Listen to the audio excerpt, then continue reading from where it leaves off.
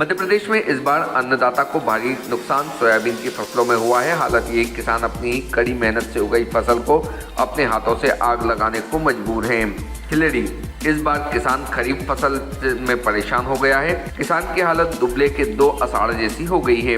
गत दिनों हुई अतिवृष्टि और जलभराव की वजह से किसानों के खेतों में कटी और खड़ी खरीफ की सोयाबीन फसलें पूरी तरह खराब हो गई है, जिससे किसानों को भारी नुकसान हुआ है। आखिरकार परेशान एवं लाचार किसान अपना दुखड़ा किसको सुनाए।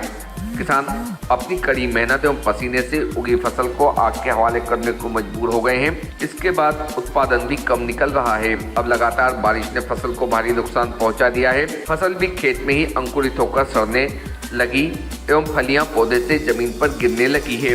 पक्कर कटाई के लिए खड़ी सोयाबीन फसल भी पानी भर जाने से सड़ गई।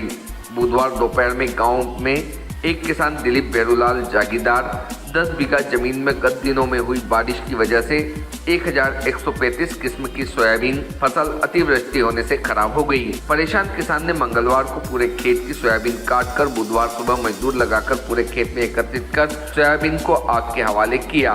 किसान ने बताया कि अगर फसल को निकालने से तो भी दाना पूरा सड़ा हुआ था।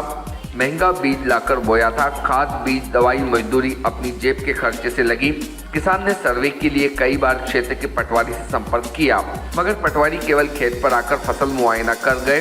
पंचनामा नहीं बनाया गया। फसल खराबी के लिए हेल्पलाइन नंबर पर बीमा कंपनी में की शिकायत दर्ज करवाई गई, जिसको लेकर मंगलवार को बीमा कंपनी के अधिकारी मौका मुआयना करने पहुंचे थे। किसान ऐसी स्थिति से खासे तनाव में है। तेज धार के लिए राकेश श्रीवास्तव की रिपोर्ट। जय माता दी।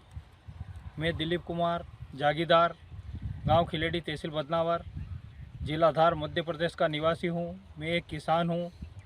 मेरी 16 बीघा की सोयाबीन पूरी तरह से बार बार मौसम परिवर्तन एवं बारिश के कारण सड़ चुकी थी।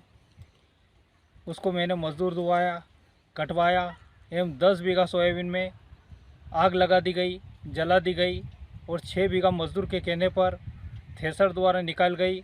उसमें से कुल 6 बीघा का मिट्टी वाली सोयाबीन 2.5 कुंटल का उत्पादन हुआ।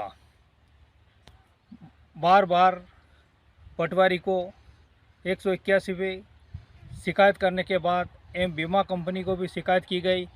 इसके बाद भी कोई नहीं आया, किसी ने आकर सूद नहीं ली एवं कोई भी अभी तक जनप्रतिनिधि भी नहीं आया। ये किसानों की दुर्दशा है।